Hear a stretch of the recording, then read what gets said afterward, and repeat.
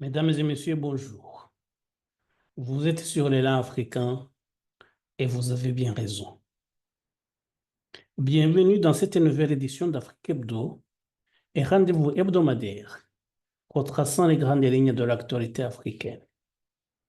Au sommaire, ce dimanche et du 20 octobre 2024, la Cour pénale internationale réactive les enquêtes sur les crimes commis à l'est de la République démocratique du Congo. Le gouvernement de Kinshasa s'en félicite et estime que la décision va dans le bon sens. Le Sénégal lance un plan socio-économique bien ambitieux baptisé Sénégal 2050. Le gouvernement d'Ousmane Sonko veut un pays juste et prospère.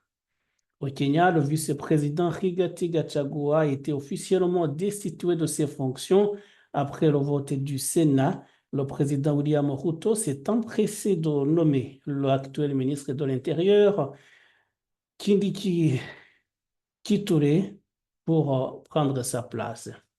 Bienvenue encore.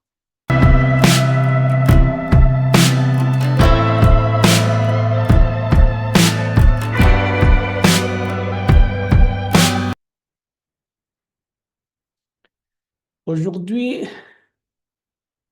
j'aimerais annoncer ma décision de réactiver nos enquêtes en République démocratique du Congo.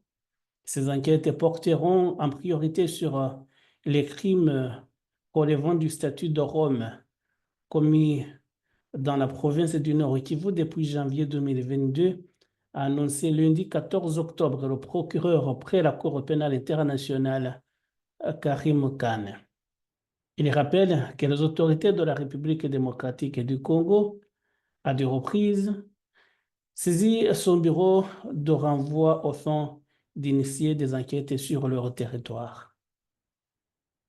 Le premier renvoi soumis le 3 mars 2004 portait sur les crimes présumés relevant du statut de Rome commis sur l'ensemble du territoire de la République démocratique du Congo depuis le 1er juillet 2002.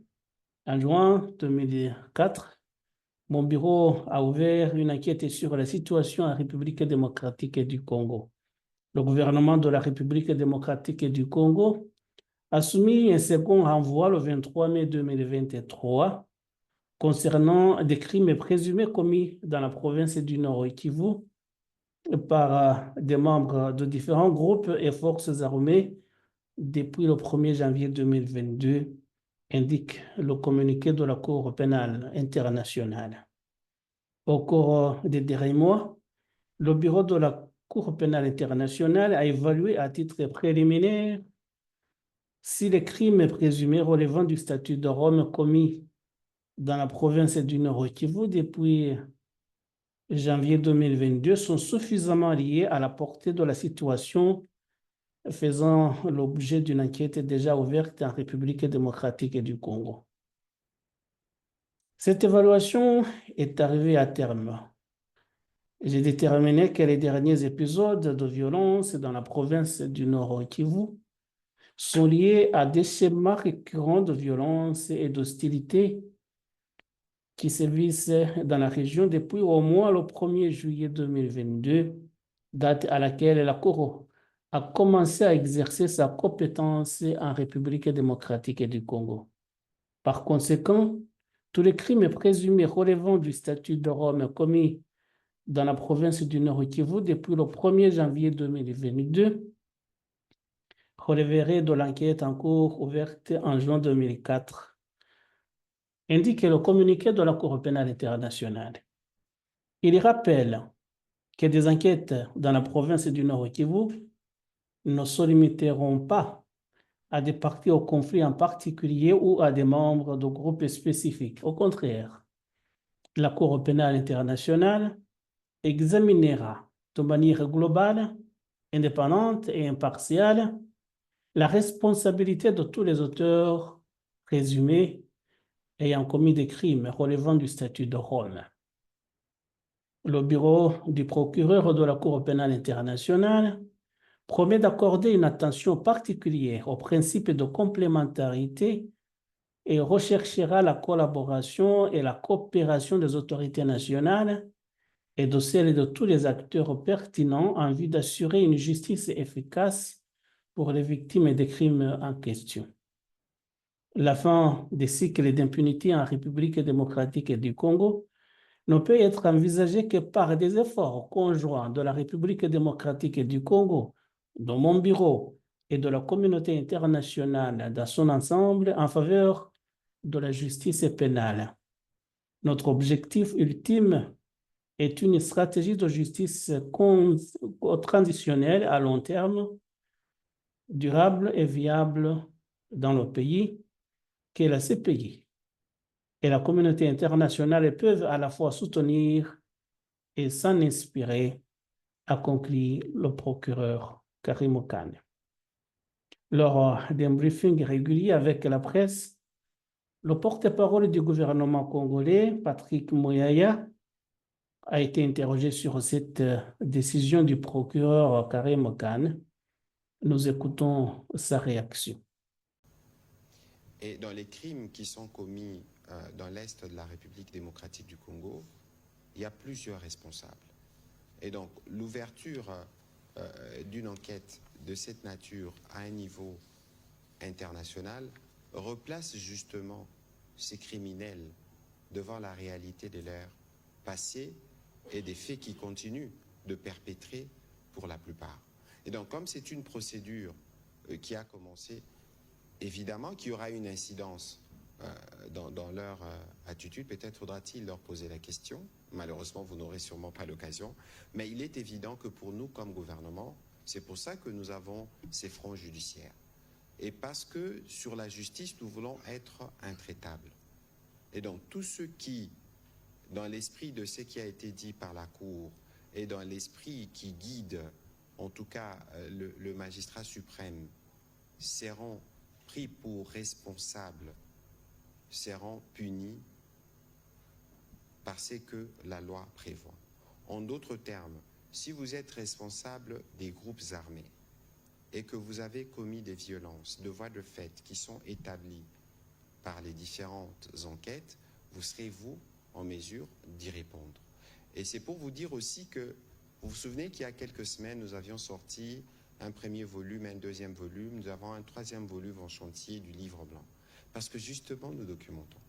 Nous documentons tous les crimes qui sont commis et le moment venu, la task force pourra avoir ces éléments. Peut-être que le ministre, le vice-ministre de la Justice pourra voir comment recourir à cela, les moments venus. Mais c'est parce que nous ne voulons pas qu'un seul fait soit oublié. Et que tous les responsables, principalement ici, les Rwandais, et leurs supplétifs qui ont excellé dans la perpétration des crimes. Je ne voudrais pas rappeler le massacre de Kishiché, qui est constitutif d'actes de génocide en lui-même, parce que c'est une communauté qui avait été ciblée, mais toutes ces choses méritent d'être élucidées. Et donc aujourd'hui, c'est d'une bonne contrainte que ces enquêtes s'ouvrent, parce que je présume qu'il y aura un effet dissuasif dans les chefs de tous ceux qui vont s'hasarder à commettre des crimes ou à poser des actes, certains imprescriptibles qui relèvent de la compétence de la Cour. Le Zimbabwe déclare qu'il indemnisera des agriculteurs blancs, locaux et étrangers qui ont perdu leurs terres et leurs propriétés il y a plus de 20 ans lors de saisies de fermes destinées à réparer certains des torts du colonialisme. Environ 4000 agriculteurs blancs ont perdu leurs maisons et des parcelles et des terres lorsque le président de ce pays à majorité noire, Robert Mugabe, a lancé en l'an 2000 un programme de redistribution souvent chaotique qui a parfois tourné à la violence. Robert Mugabe, décédé en 2019, a déclaré que ce projet visait à remédier aux inégalités foncières de l'ère coloniale après que le pays a obtenu son indépendance en 1980. Le ministre des Finances, Mutuli Nkoubé, a annoncé mercredi lors d'une réunion avec les diplomates que son gouvernement avait approuvé 441 demande d'indemnisation d'une valeur de 351,6 millions de dollars émanant d'agriculteurs blancs locaux et 94 demandes d'étrangers d'une valeur de 196,6 millions de dollars, mais que seulement 1%, soit 3,5 millions de dollars, sera versé en espèces aux agriculteurs locaux qui ont perdu leurs terres. Le solde, a déclaré Nkoubé, sera payé par l'émission de bons du Trésor. Les étrangers recevront un premier montant de 20 millions de dollars qui sera partagé à part égale entre les 94 demandeurs originaires du Danemark, d'Allemagne, des Pays-Bas, de Suisse et de plusieurs pays d'Europe et de l'Est, a estimé le ministre Nkoubé. Les agriculteurs blancs qui possédaient la majorité des terres agricoles de première qualité ont été expulsés de leurs fermes, souvent de force, par des foules violentes dirigées par des vétérans de la guerre d'indépendance du pays des années 1970. Certains agriculteurs et leurs ouvriers sont morts ou ont été grièvement blessés dans les violences qui comprenaient des passages à tabac et des viols, selon l'organisation Human Rights Watch. Les saisies ont eu de graves conséquences sur l'agriculture commerciale, obligeant un pays qui était un producteur et exportateur régional, un exportateur régional majeur de produits alimentaires à compter sur l'aide des donateurs. C'était un changement notable. Le secteur agricole du Zimbabwe a rebondi ces dernières années, mais les récentes sécheresses constituent désormais le principal défi. La compensation accordée aux agriculteurs locaux ne concerne pas les terres qui, selon le gouvernement de Robert Mugabe, avaient été saisies à la majorité noire du Zimbabwe sous le colonialisme, mais plutôt les infrastructures telles que les bâtiments, les puits et les équipements d'irrigation.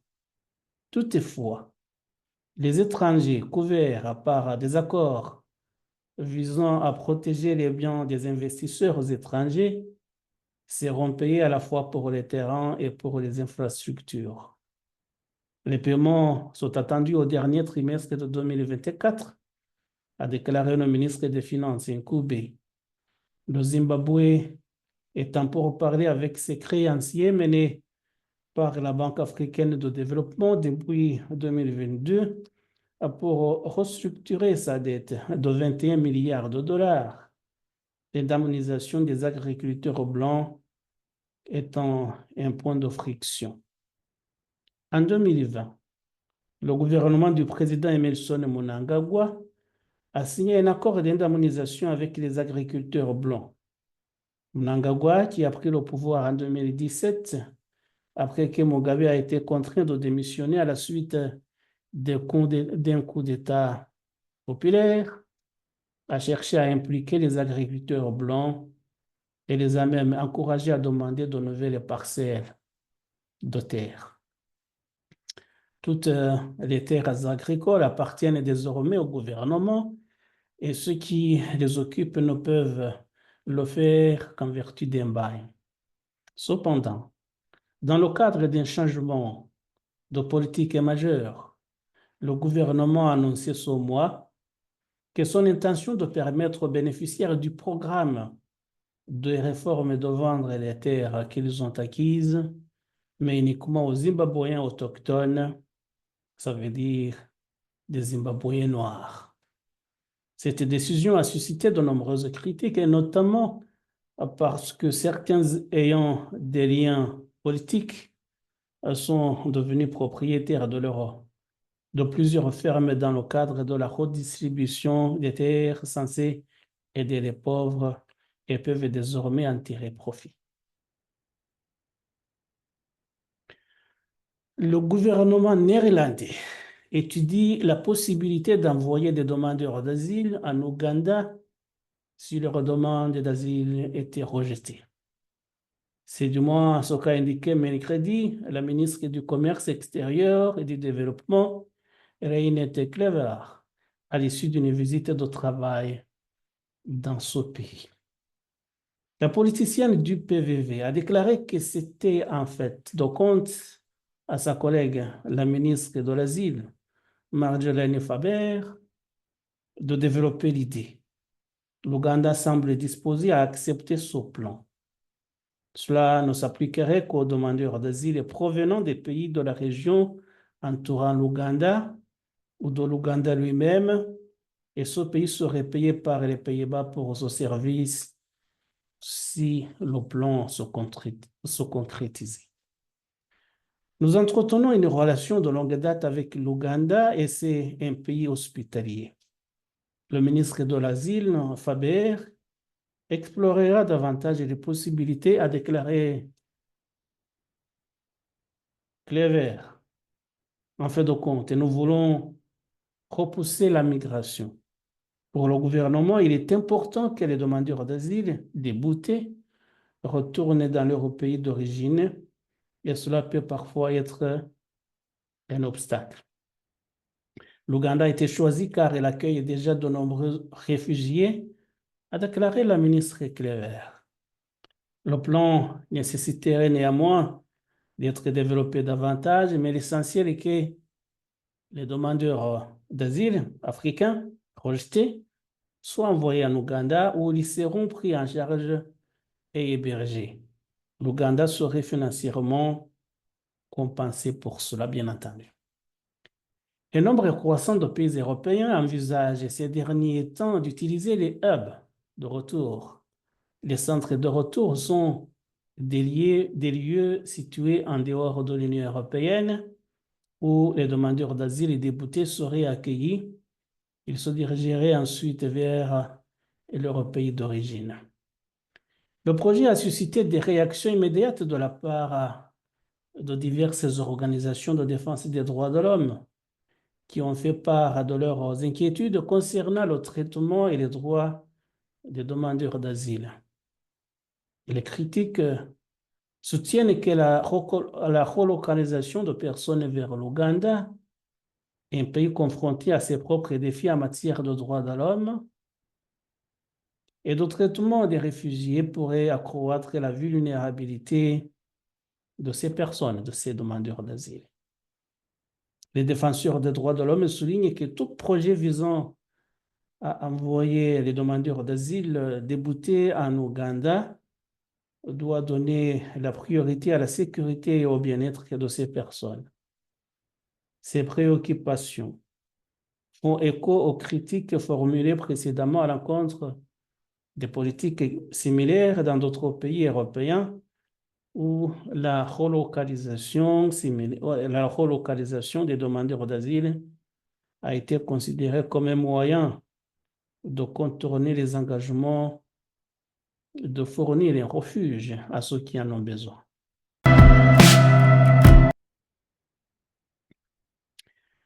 Le gouvernement du Sénégal a dévoilé lundi un vaste plan de développement s'engageant à augmenter le revenu individuel moyen de près de 50% en 5 ans, tout en réduisant le déficit et la dette.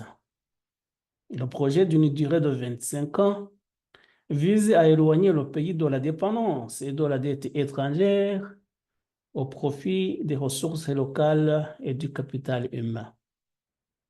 Bassirou Diomaye Faye et son premier ministre Ousmane Sonko ont lancé ce programme ambitieux un peu plus d'1 mois avant les élections législatives anticipées prévues le 17 novembre.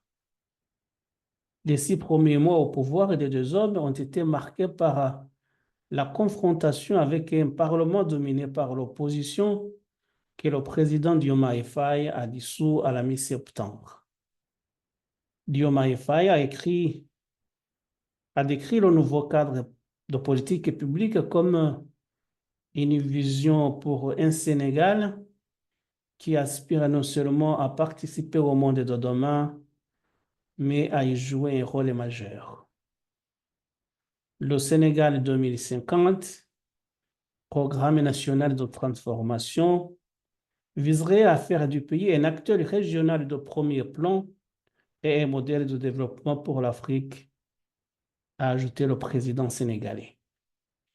Le Premier ministre Ousmane Sonko a déclaré que la stratégie visait à briser ce qu'il a appelé le cercle vicieux de la dépendance et du sous-développement. Si nous nous sommes opposés avec résilience pendant tant d'années, c'est que, en patriotes convaincus, nous étions conscients et inquiets des ravages, des mauvais choix, des mauvaises pratiques de nos élites gouvernantes depuis l'indépendance sur notre pays. Au moment du bilan, le constat est celui d'une économie marquée par des décennies de dépendance et de mauvaise gouvernance, où les opportunités pour la jeunesse, les femmes et les entreprises locales ont souvent été sacrifiées au profit d'intérêts personnels. Excellence, Monsieur le Président de la République, vous avez matérialisé votre attachement à une gouvernance transparente et vertueuse des affaires publiques dès votre passation de pouvoir en diligentant des audits, parmi lesquels l'audit des finances publiques, dont les conclusions que nous avons présentées il y a quelques jours ont révélé la gravité des errements coupables du régime sortant. Les fragilités structurelles de l'économie sénégalaise, une dépendance aux ressources extérieures et aux matières premières, un secteur privé trop limité, ainsi qu'une gouvernance administrative souvent inefficace, plombée par la corruption. Notre modèle ne crée pas de valeur, une croissance d'à peine 0,4% en moyenne du PIB, une gouvernance qui ne favorise pas l'éclosion, 10 entreprises pour 10 000 habitants au Sénégal contre 500 pour 10 000 au Maroc et 709 pour 10 000 à Singapour, une population active mais peu productive, 80% sont des ouvriers, commerçants ou artisans, le privé génère 2 fois moins d'emplois que le public. Un modèle social inéquitable. 4 Sénégalais sur 10 sont pauvres. Et à l'indice de développement humain, nous sommes classés 169e sur 192. Le Premier ministre Sonko a qualifié fin septembre de catastrophique la situation économique du pays à la suite d'une révision gouvernementale des finances publiques. Lundi, le Premier ministre Sonko a dénoncé les ravages des mauvais choix et des mauvaises pratiques de nos élites dirigeantes depuis l'indépendance que le Sénégal a conquise face à la France en 1960. Le président et le Premier ministre ont déploré l'inefficacité économique, la faiblesse du secteur privé et industriel, ainsi que la pauvreté qui, selon eux, touche 4 Sénégalais sur 10. Ces choix généralement imposés ont non seulement limité notre potentiel de développement, mais ont également privé le pays du contrôle de son destin, a déclaré le président Diomaye Faye. Le gouvernement a déclaré que son programme de développement viserait à faire du Sénégal une nation souveraine, juste et prospère. Nous savons, hélas, que nous ne pouvons plus revenir en arrière, mais nous pouvons prendre un nouveau départ. Commencer à partir de maintenant et emprunter une toute nouvelle trajectoire librement choisie, partagée et assumée. C'est la haute et noble ambition fixée par son Excellence le Président Bassirou Diomaye Diakhar Faye. Pour y parvenir, nous ne ferons plus comme avant, courir d'une réforme à une autre, d'un projet à un autre, touchant à tout, laissant bien souvent par-ci, par-là un goût d'inachevé, et toujours dans la précipitation électoraliste et le diktat du prochain mandat. Nous avons pris le pari d'adopter un nouveau modèle de développement sur le long terme, reposant d'une part sur un État stratège qui favorisera grandement le développement de filières compétitives, de pôles territoires viables, avec des villes épicentres et un secteur privé national fort. Comment y parvenir? Notre approche repose sur une transformation systémique, incluant bien entendu une plus grande responsabilisation de nos concitoyens d'ici et de la diaspora. À l'instar des économies qui ont décollé, nous développerons quelques solides moteurs de croissance sur lesquels nous appuierons pour créer une économie compétitive, gage d'un Sénégal souverain, juste et prospère. Dans le cadre de ce plan, le gouvernement prévoit une croissance économique comprise entre 6,5 et 7% entre 2025 et 2029, comme l'a déclaré Souleymane Diallo, directeur général du plan au ministère de l'Économie. Il prévoit de réduire la dette du gouvernement central de 83,7% du PIB en 2023 à 70% en 2029. M. Diallo a déclaré que le gouvernement avait également pour objectif de réduire le déficit budgétaire à 3%, soit une moyenne de 10,4% entre 2019 et 2023, selon les chiffres du gouvernement. L'inflation serait contrôlée à environ 2% au cours des 5 prochaines années. Le revenu moyen des Sénégalais devrait passer de 1 660 $ à environ 2 468 $, soit une augmentation de près de 50% en 5 ans. Le plan Sénégal 2050 s'appuie sur le capital humain du pays en mettant l'accent sur l'éducation et la bonne gouvernance. Nous lutterons durement contre la corruption, a déclaré le président Diomaye Faye. Le programme se concentre sur le développement des secteurs compétitifs tels que les industries extractives et de moteurs de croissance tels que l'agriculture et les services à valeur ajoutée, y compris la technologie. Il s'articulera autour de 8 pôles régionaux reliés par des corridors routiers, ferroviaires et fluviaux. Le développement se veut durable avec une augmentation de la part du solaire et de l'éolien. Le gouvernement a également déclaré qu'il visait à parvenir à un accès universel à l'eau et à l'électricité, ainsi qu'à un système national d'assurance maladie et à une réforme du système judiciaire, des institutions et du régime foncier.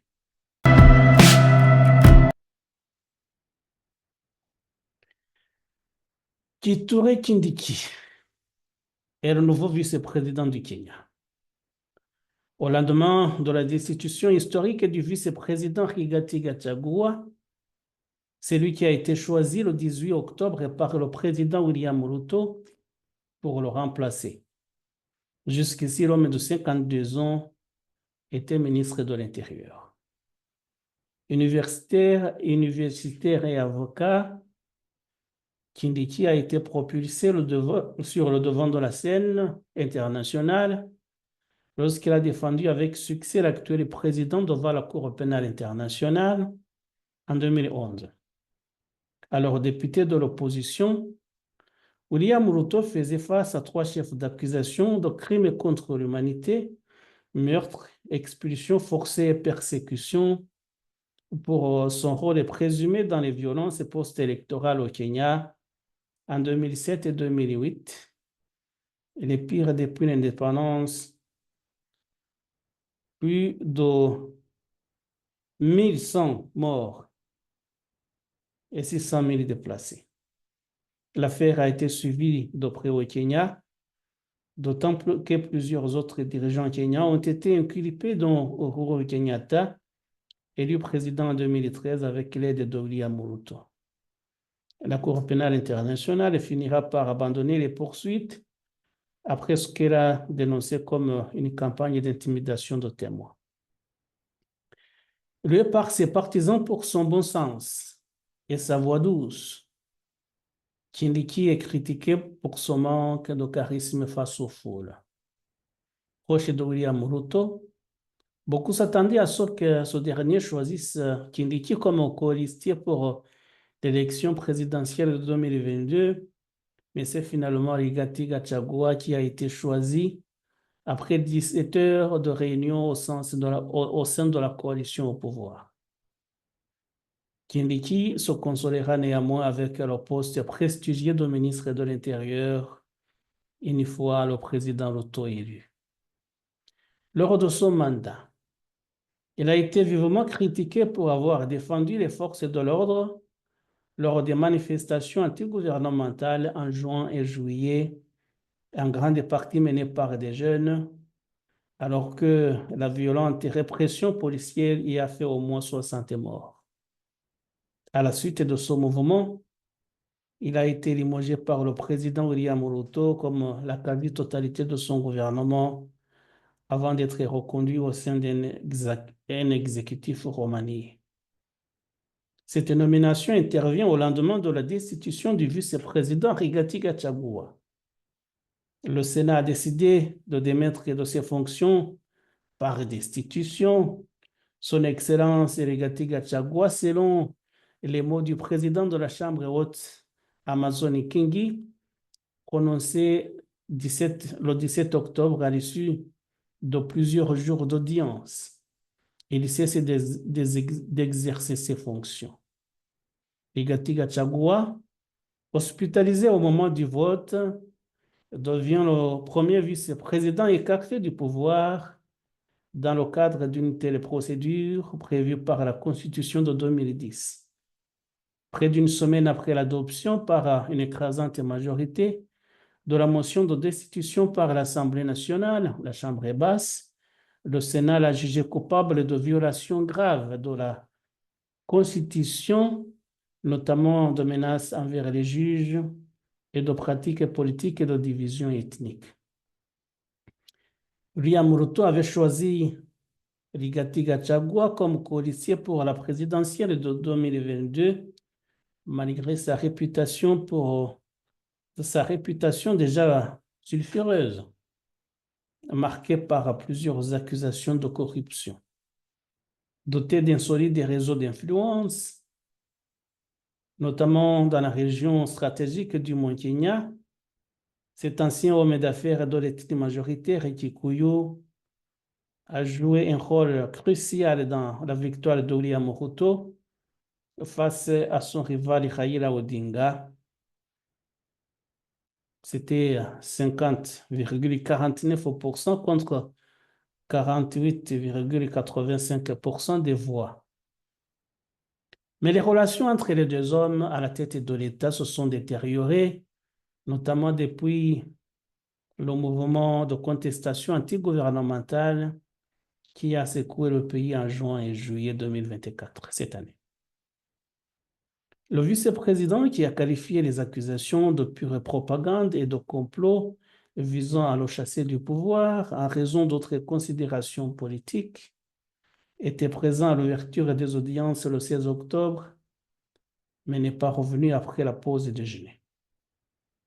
Quelques heures avant le vote, la Chambre haute est alors qu'il devait se défendre face aux sénateurs. Un de ses avocats a annoncé qu'il était tombé malade et avait été hospitalisé. Il a donc été destitué alors qu'il était à l'hôpital.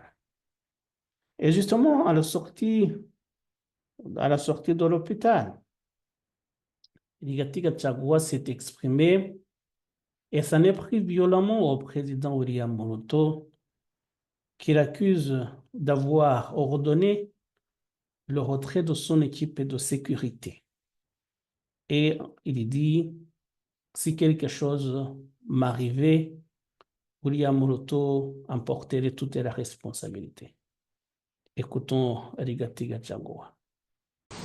my brother and friend, President William Ruto, ordered for the withdrawal of my security from the hospital here. I've been here alone without a single officer looking after me. He ordered the withdrawal of security guards in my rural home in Nyeri, in my private home here in Karen, and all officers who are close to me were disarmed and given warning that they should not be anywhere near me. I didn't know President William Ruto can be that vicious. I am shocked by how vicious a man I helped to be president, a man that I believed in, a man that I was persecuted when supporting him, could be so vicious against me when I'm literally fighting for my life in hospital. How cruel can a man be? You know, as we speak today, the Deputy President of the Republic of Kenya, Rigathi Gachagua, has no single security officer around him. She's alone. And I am aware that a judge seated in Kirogoya, another one seated in Midimani, gave conservatory orders staying the proceedings of the Senate, which effectively means I'm Deputy President. But the President, in total violation of the court orders, viciously withdrew security around me. Again, to cripple the functions of my office. He ordered through the head of public service, Felix Koskei, that all officers in my office be sent on compulsory leave. Last night, all vehicles assigned to officers who work under me were impounded to cripple the office of the Deputy President. I don't understand this level of viciousness to a man who have been your deputy, who helped you to become president, irrespective of whatever he has done. At his lowest moment in life, when he's literally struggling to stay alive, you unleash such viciousness against him.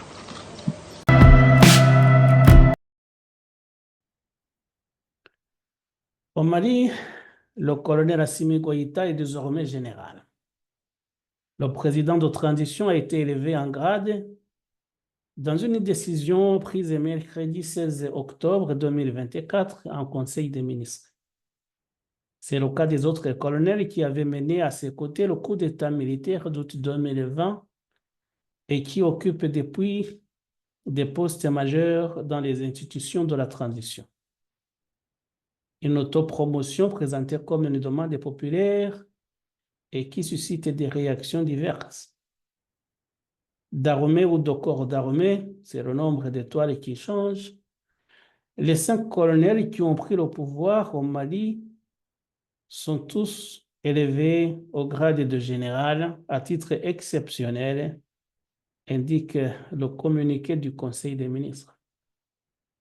Le président de transition, Assimi Goïta, mais également ses camarades du coup d'État, l'actuel président du Conseil national de transition CNT, Malick Diao, le ministre de la Défense, Sadio Kamara, le ministre de la Réconciliation nationale, Issoumali Ouagé, et le chef de la sécurité d'État, Modibo Kone. Le ministre de l'administration territoriale, Abdoulaye Maïga, lui ne faisait pas partie des meneurs du coup d'État, mais il a acquis une grande envergure depuis 4 ans. Lui et plusieurs autres figures de la transition au sein du gouvernement ou de l'armée sont également promus.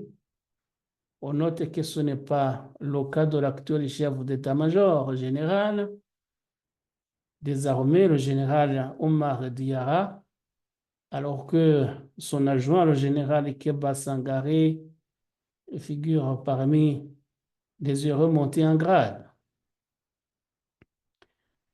Déjà général de division, une promotion du général Diarra aurait fait accéder au même niveau que les meneurs du coup d'État, apparemment inenvisageable.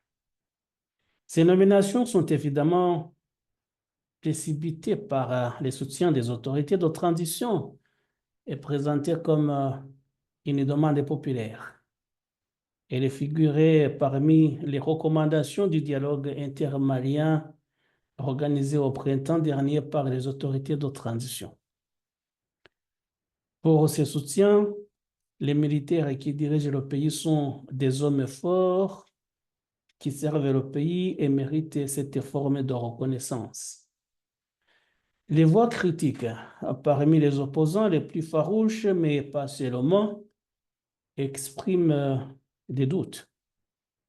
Ces voix estiment que les promesses de transition n'ont pas, ou peut-être pas encore, été tenues, à commencer par la sécurisation du territoire, et qu'il n'y a donc pas lieu de s'octroyer des récompenses.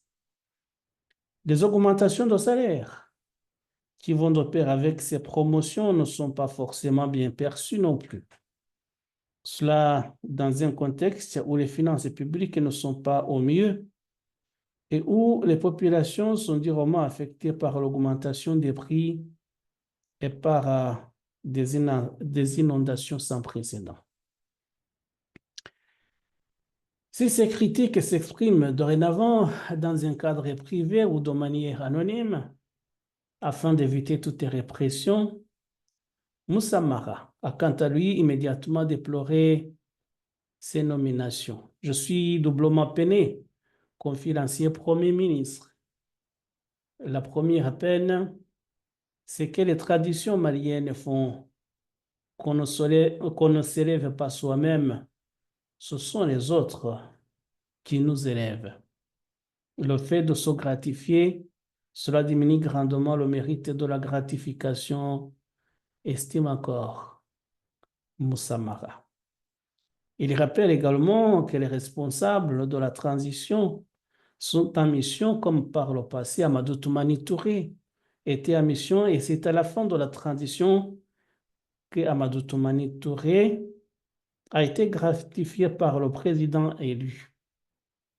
En 1991, le lieutenant-colonel Amadou Toumani Touré, dit ATT, renversait la dictature du général Moussa Traoré. Élu en 1992, le président Alpha Oumar Konaré l'élève au grade de général. ATT deviendra ensuite à son tour président démocratiquement élu 10 ans plus tard. Ma seconde source de tristesse, estime l'ancien Premier ministre Moussa Mara, c'est quand même le contexte. Les autorités augmentent leurs avantages. Il est clair qu'en tant que général, on gagne davantage qu'en tant que colonel, surtout quand il s'agit de généraux avec plusieurs étoiles. Moussa Mara juge pour moi, c'est l'inverse de ce qu'il faut faire aujourd'hui, eu égard au contexte de grandes difficultés dans lesquelles les Maliens vivent. Et nos autorités elles-mêmes ne cessent de demander aux Maliens de faire des efforts, de continuer à patienter. En ce moment, eux aussi doivent montrer qu'ils patientent et qu'ils acceptent des difficultés et pas le contraire.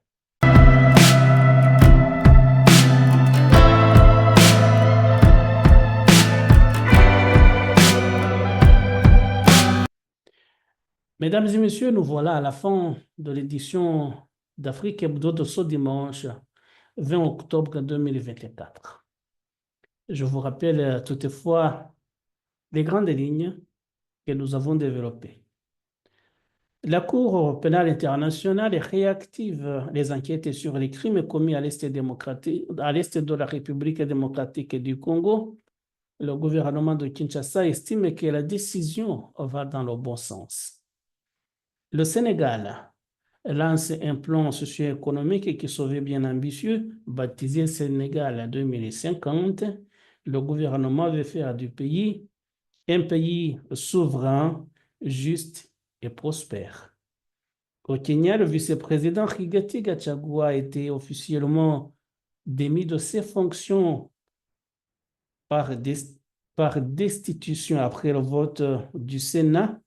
Le président William Ruto s'est empressé de nommer l'actuel ministre de l'Intérieur, Kithure Kindiki, pour reprendre sa place.